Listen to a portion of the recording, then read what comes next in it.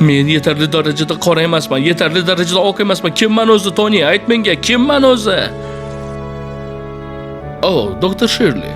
Juda ajoyib chiqish bo'ldi lekin. Rahmat sizga, xursandman. Hojatxonaga bormoqchimisiz? Ha, men bu yerga sizga ko'rsataman. Ko'chaga chiqasiz. Xo'p, daraxt tagida turibdi hojatxona. Men u yerga bormayman. Nimaga? U yaxshi hojatxona.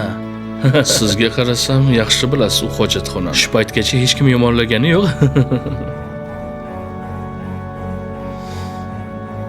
Men o'zim mehmonxonaga borib, hojatxonasiga chiqib qaytib kelaman. Faqat yarim soat vaqt ketadi. Kutib turamiz.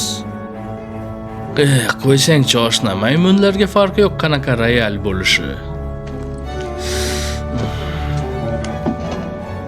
Axir bu axlatxona-ku. Ichida axlat ham bor. Yig'ishtirib ol unda. Nima deding? Eshitganing.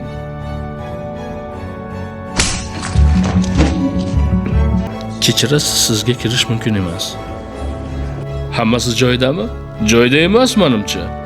Doktor Shirleyga bu restoranga kirish mumkin emasmi? Bu restoranimizning siyosati. Qoralarga kirish mumkin emas. Oldindan kelayotgan odat.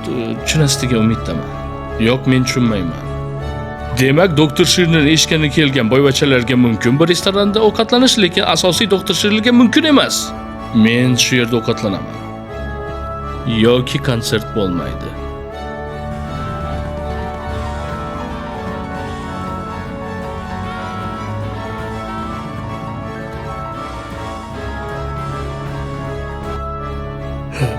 Dok.